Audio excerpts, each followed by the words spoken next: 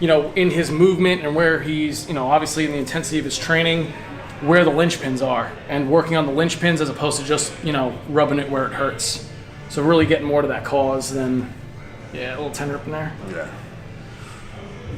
But again, even just for, keeping his soft tissue supple, not letting anything densify or get restricted.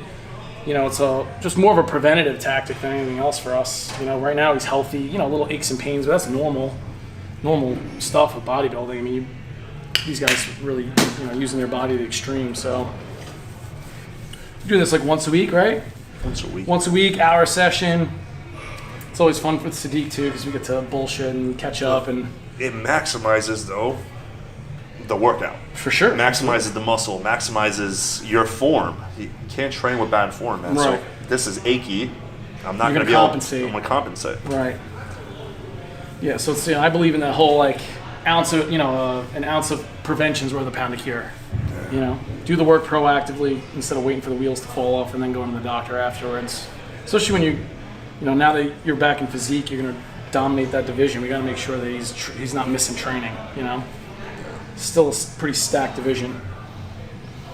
Yeah, but you got to stay healthy till September. Right, We're exactly. in December. You got to Sure. stay healthy to September. It's a long time, man. 9 months. Yeah, 9 months where you're hoping everything goes perfectly to plan, and we know from experience that doesn't always work out. Nope. That last Olympia prep. You can feel it tight in there, that pronator. So even when this gets tight, this pronator muscle that helps him turn his hand over. So now if he can't supinate or rotate his hand this way and he's doing curl, he's going to start to excessively use his forearm, and maybe he's not hitting his bicep as effectively. So even just optimizing his ranges of motion, like he said, can help him maximize what he's getting out of his training. Yeah, baby.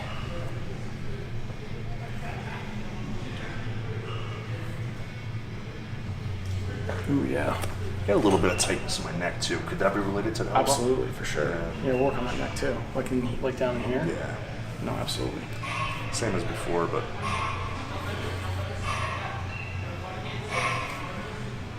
It's one of those things that most people don't really attribute with bodybuilding a lot is getting treatment consistently. Something that's easy to miss when you're feeling good until things don't feel good. Yeah. Or anything, dude. Sports, CrossFit, Sure. bodybuilding, anything, dude. He's great because he's really good at relaxing. So it saves me a lot of work. People tense up when they get work done. Yeah, it's it just makes me work harder, and it's harder on my body, obviously, my joints. But that could cause me to get injured too, right? Sure. Well, just you're not going to get as good a benefit,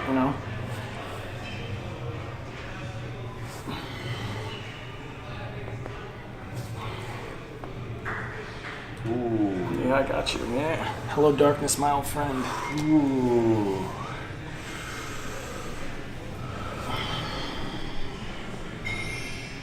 Let's do this. Let's lay on your side face that way, brother. Yeah. Get some elbow on you. Ugh.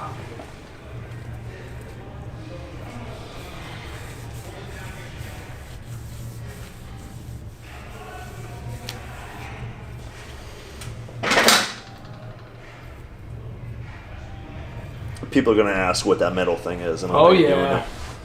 This is called instrument-assisted soft tissue mobilization. So basically what it does is essentially gives me a mechanical advantage by decreasing the amount of surface area that I can contact him with. I can get better tissue depth without pushing tremendously hard. Not breaking anything up, that's a myth. You're not breaking up muscles or adhesions when you do this, but we're getting the skin and the fascia to slide a little bit better. It's a great way to bring some blood flow to the table and just keep all these sliding surfaces moving on each other, which is important for mobility. And it saves my hands a beating, so it's really more of a tool for me at the end of the day.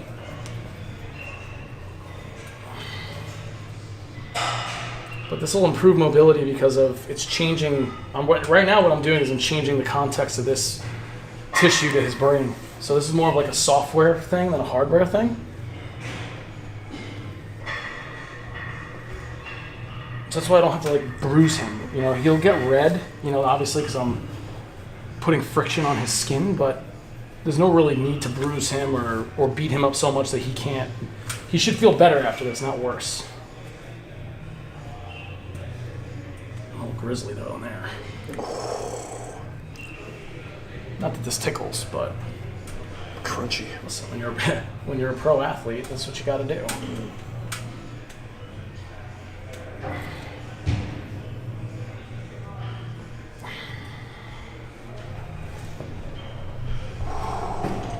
I'm gonna do a little bit of work right here. Deep breaths. Nice, dude. This rib cage area is freaking sensitive.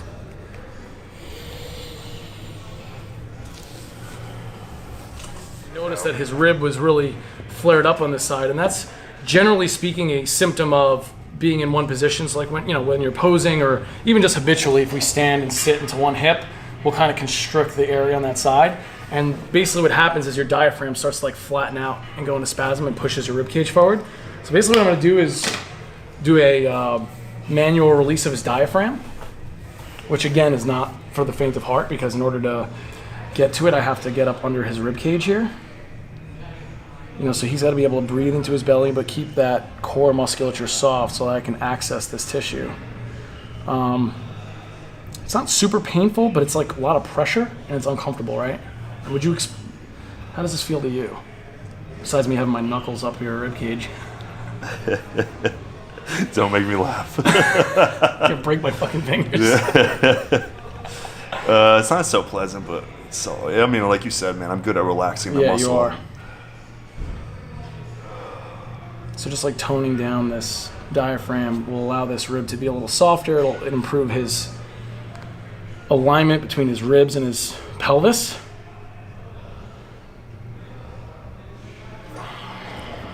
Very deep breath, good.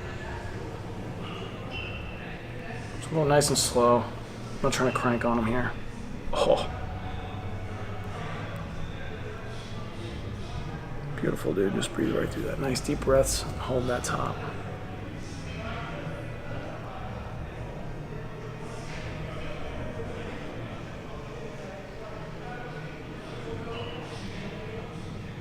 Nice. One more time.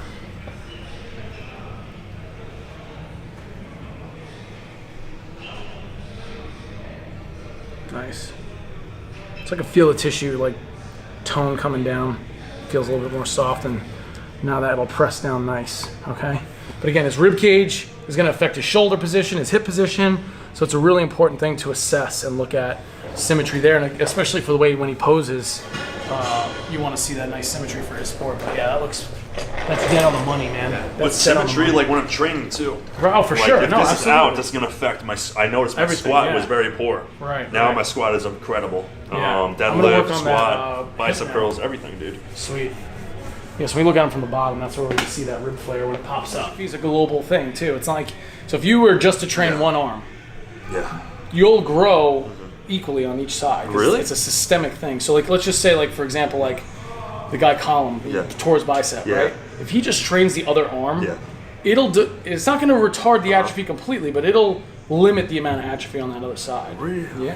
Because it's a systemic thing. Your brain doesn't, your brain releases the chemicals for muscle growth, right? Your growth factors and all these things. Yeah. That's a systemic thing. It's not just here where you're Yeah. stressing it. You know what I mean? So those are like tactics that we use a lot in rehab. If you have an injury on one side, like, hey, let's do really heavy single leg training on the other side to No way. help keep this active. Help again. It's not, that's it's sick. limited, but Yeah. it's definitely a tactic guys can use if they're hurt. Damn. Like you don't have to shut it down completely. Yeah. You can still train other parts of your body, right? Because if you hurt your knee, still a whole rest of this athlete left that you can train and stimulate your nervous So system. if I tore my pec, you would still advise I take one dumbbell and train the other Fuck pec? yeah, man. Why not? Wow. As long as it's not producing. But pain. you're right. It's going to release growth hormone, Right. and that helps you heal. And gets your heart rate up, gets your blood Yeah. pumping. Got the system going. Right, then your body has to go into a healing cascade for the side that you trained hard. It's that same healing factor is going to affect the other side. Wow. Huh. So most guys are like, oh, I got some low back pain. Okay, great. You can still train. You just got to be smart about it. Yeah. It's shutting it down completely is never the answer either. I told Mike, I was like, dude, I don't want to do legs. Remember that day, Right, week yeah, I was I remember fucked you up? talking about I that, told yeah. him. He said, no. We're You doing come to legs. train legs because it's going to make you feel better. I said, fuck you. He was right. Continue training. You know, obviously you manipulate it a little bit to work Right. around what you're dealing with. Sure, I'm like, sure. you know, he was right, man. You got to fucking train legs. Well, the same thing though. Look, this is where most of your body mass is. Mm-hmm. Most of your muscle mass is in your legs. So train that hard and heavy. You Yeah. grow in your legs. It's going to help you grow in other places. Oh, fuck yeah. It's like, yeah, I don't have to carry around an iPad and a phone.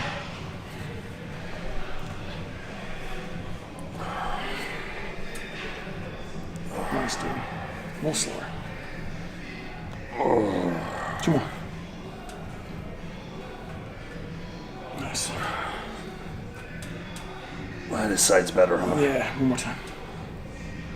Much better. Yeah. Fuck. Just do this like this, just for a second.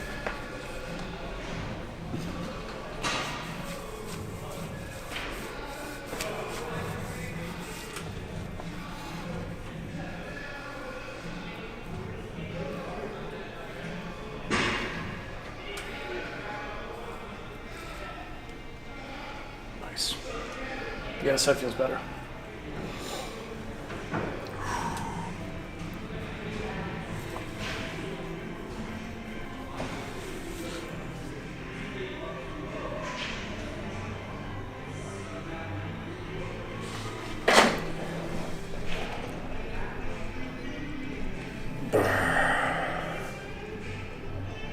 Nice, dude. Deep breaths, breathe.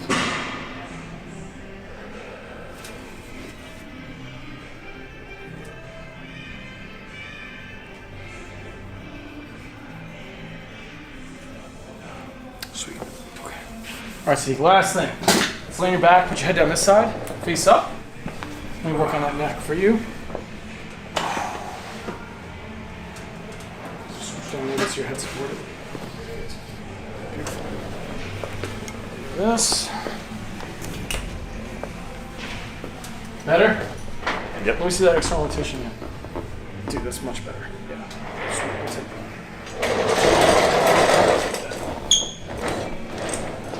Going up.